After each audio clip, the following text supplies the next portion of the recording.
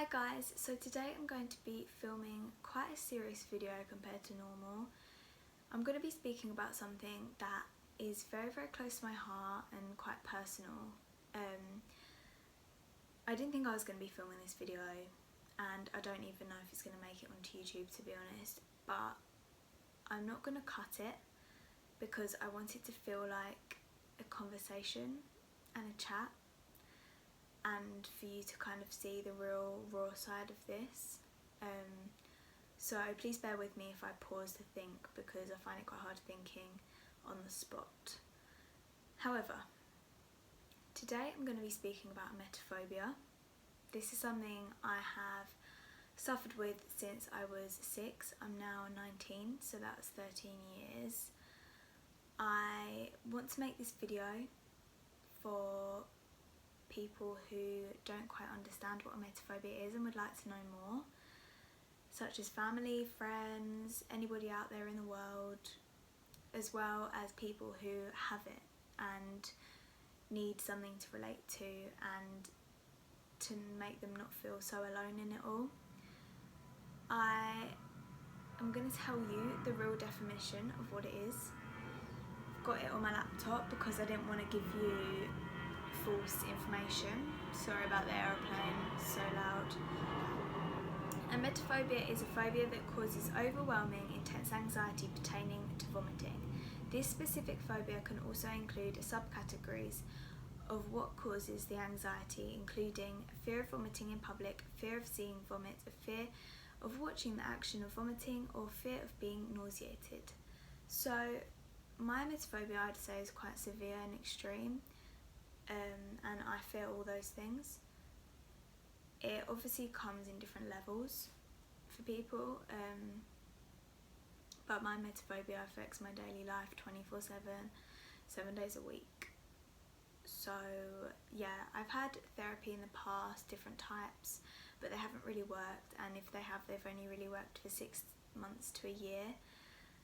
And now it's back, bigger and worse than ever, if I'm being completely honest. I'm currently having therapy with a lovely lady who is very qualified. She's had years and years of experience, and so far it hasn't yet touched my emetophobia, but it's going to take a lot of time because it is very complicated, very deep, and we need to get right into the deep stuff to discover kind of what caused it. But so far her therapy sessions have worked a treat with my mindset, and I'm the most positive little bean ever. I have not been this positive in years, so yeah, I'm so happy that she's helped with that so far, and I can't wait to conquer this fear with her help. So I'm not going to make this an advice video because I feel like it's wrong for me to give advice when I'm still suffering, and I wouldn't want to give out the wrong advice. So I will do a advice video. That didn't make sense. I will do an advice video when I am completely recovered and thriving. But for now, I'm just going to tell you all a little bit about what life is like with emetophobia and kind of how it affects you. I have been scared of many things due to being scared of sick. So in the past, I've been scared of walking, eating, lying down, dancing, working out, lots and lots of things that, you know, isn't normal to be scared of.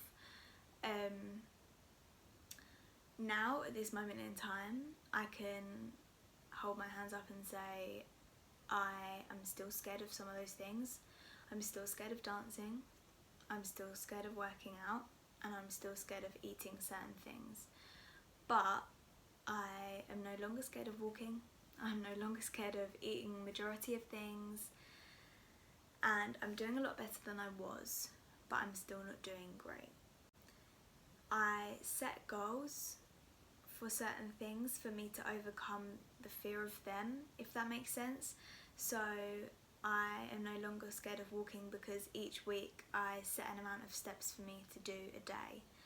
So for example, a couple of months ago I had the challenge of doing 2,000 steps a day, and now I've got the challenge of doing 10,000 steps a day. So it just goes to show that with a little goal or two you can actually really overcome certain things within your emetophobia. Other things I'm scared of right now is things like going out to eat, seeing friends, going to the gym. I do have a couple of things written down here. Just as I was making this video, I thought I may as well just write a couple of bits down. Walking dogs, going shopping, driving my car or going in somebody else's car, and summer weather.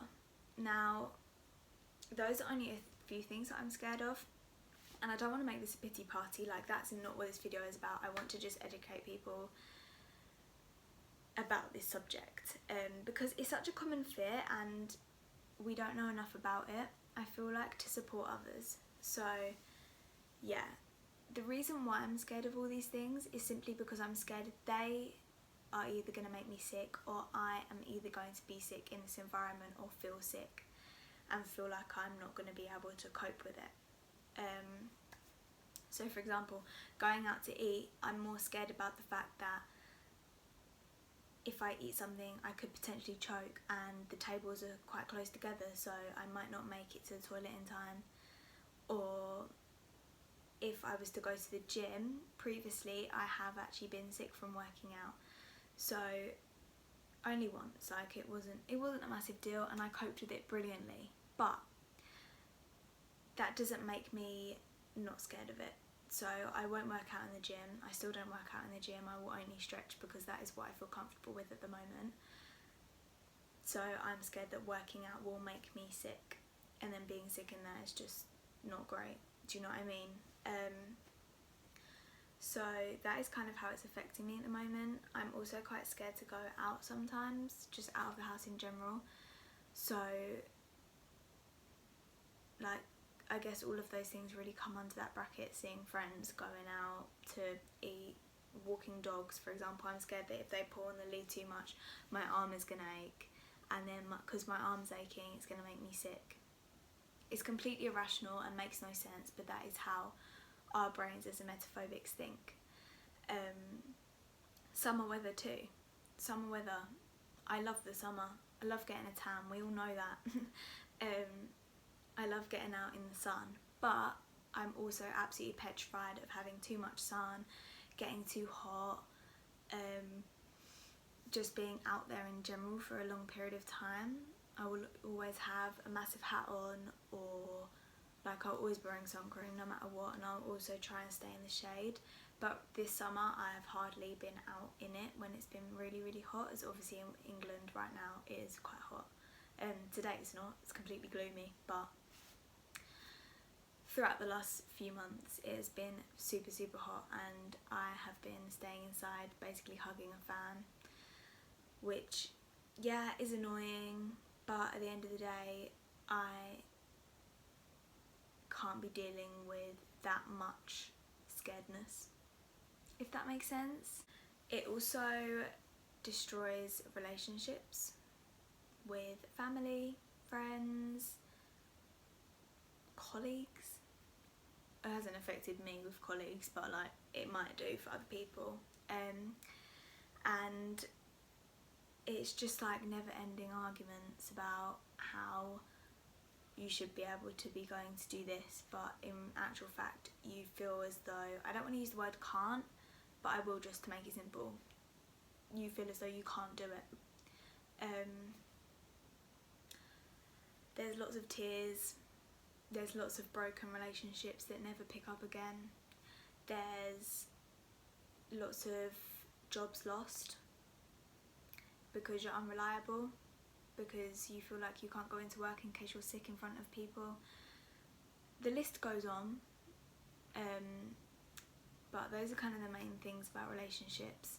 You know, you get the odd people that actually do understand and they do want to support you, but then there's also 2 for every 1 person that just doesn't understand, and that's not their fault. You know, they should be educated on it so that they can help you and so that they can support you in this matter, but you know, people don't have the time to do that these days, and you just have to kind of accept it. It's also a lot of ruining people's day, and that's what I find the hardest, because in reality, me as a person, I'm very caring, very loving. I want the world for people, like, more than I want the world for me. So when my emetophobic side comes out even more, and we've got a day planned or something, and I'm like, no, I can't do it, panic mode sets in, I feel absolutely awful because I've just ruined that day for somebody, and it happens more often than not. People do understand eventually, but it's hard. You know, it is really, really hard to get to grips with and to kind of accept that things aren't going to be happening the way they should. I find as well that I kind of have like 2 sides to me. Me as a person, as I said before, I'm very loving, I'm very caring, you know, I want the world for people. I'm very bubbly, whereas my emetophobic side, which is the side that completely takes over, is petrified of everything and anything. So I was journaling this morning, and I wrote down a conversation I had with myself this morning in my head, and it kind of went along the lines of, oh my god, I'm so excited to do this thing today, I can't wait. And then my emetophobic side was like, don't overdo it, you know, you don't want to make yourself ill. Then I'm like, oh, it's going to be so much fun, you know, I can't wait to see these people and do this. And then it comes back and it's like, just make sure you don't overdo it. And that then triggers me off, and I'm like, oh my god, I'm going to overdo it, and if I overdo it, I'm going to be sick. And it's so controlling, so controlling. Unless you actually have it, you don't understand how controlling it is. But more battles are lost with it than won. And it will always win the battle, pretty much. The conversation went on and on, which I had this morning, to the point where I was then questioning things, and it was just like, you can't do it, you know, can't do it, you're gonna have to cancel. And then me, I'm like, but I don't want to cancel, like, this person's looking forward to seeing me, I'm looking forward to seeing them, I'm gonna have a great time, why do I need to cancel? And then it wins, because it's just like, you can't do it. And I hate the word can't, as I said before.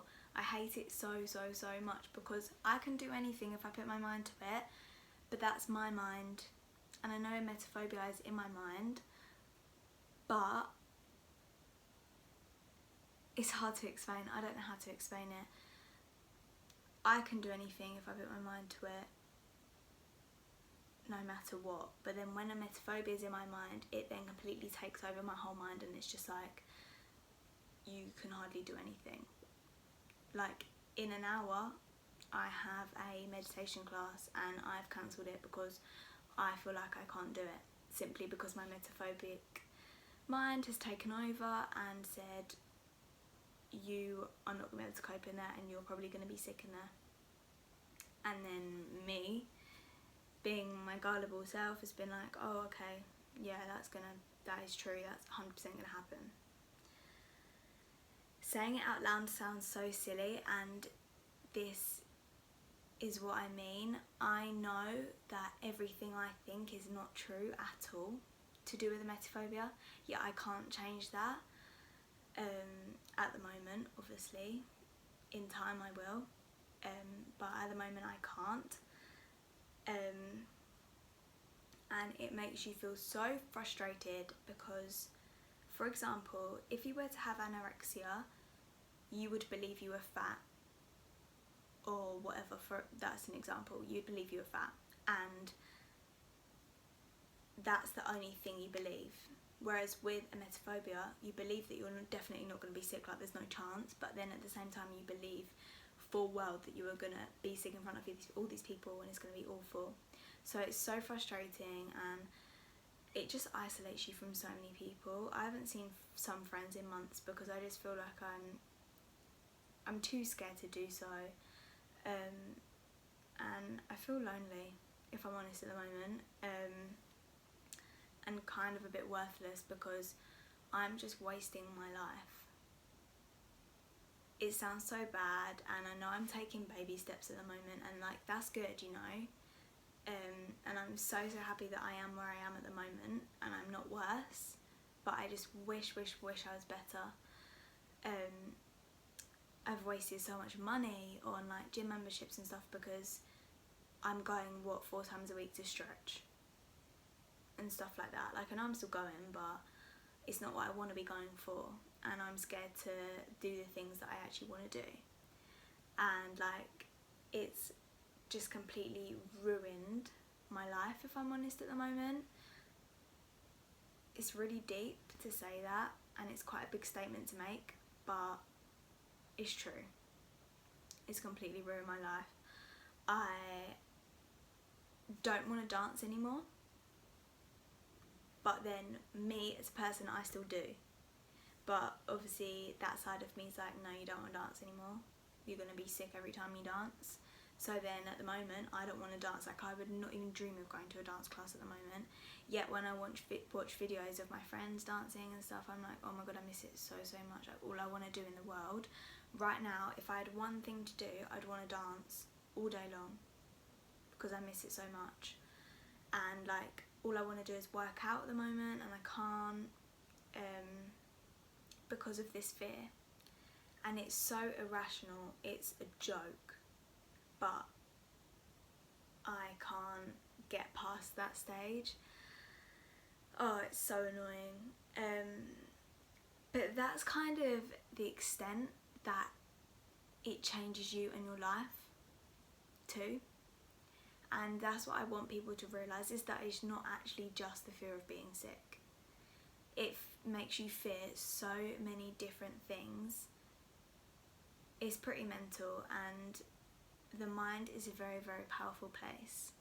And if I wasn't in the best place I am today, mentally, with my positive attitude and all of that lot, ignore emetophobia, I don't know where I'd be, because I wouldn't be able to cope with this fear at all. Whereas at the moment, you know, I'm coping and things are going to be okay, you know, I'm going to get over it, but it's just going to take time. In the past, I have had bad coping strategies, such as like ripping my hair out or scratching myself red raw, and it has made me so self-conscious to just be out in the open, people seeing me, you know, just daily life. But right now, I hardly ever do that anymore, and it's amazing, like how far you can come, especially with changing your mindset as well. Yeah, I still feel pretty bad about it because obviously half my hair's gone, and I've got scars where, sorry, there's another aeroplane. I've got scars where I've scratched myself red raw, and people seeing that physically then makes them realise how bad you're actually struggling. And that's what I don't like about mental illness, is the fact that people don't understand until they see something physically wrong with you. Because this emetophobia, it's all in my head, you know, it's not written down me. It's not like she has emetophobia. Nobody knows unless I tell them, or unless I cancel a plan and then have to explain. So, you know, just be wary and just be mindful about anything.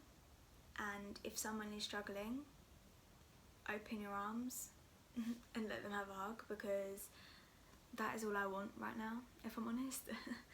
I'm not gonna cry, I just need to take a minute.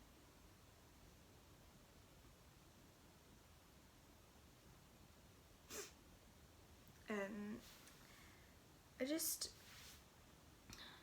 hope this video has just really helped you to understand my life a little bit more and the life of somebody with emetophobia. Obviously everyone's is different, but it gives you a good idea of what we're scared of and what we do to cope and how we deal with situations. And if someone's cancelled their plans with you, make sure they're alright, because they might not be alright. So I think that's all I'm going to say today, otherwise I'm just going to have a bit of a meltdown. But yeah, if you have emetophobia, just remember that you can get through it, and we'll get through it together no matter what, no matter how many trips and falls we make. This is how I described it. I feel like right now I'm walking an uphill hike with lots and lots of stinging nettles in the way, and every single time I get stung, I stop. And every single time I get stung, that is a situation that I have dealt with badly. So I've either cancelled a plan or, I don't know, just dealt with badly basically. And that's okay, because you're still trekking uphill, and boy is it hard. It is so hard and so tough, but you're tough, and if you weren't strong enough to battle this, you wouldn't have it. That's what I believe. So yeah, that's what I'm going to say. I really hope you did enjoy this video, and even if you just learned one little thing, I'm really glad. And I hope you're all well, and I will see you all in my next video. Bye guys.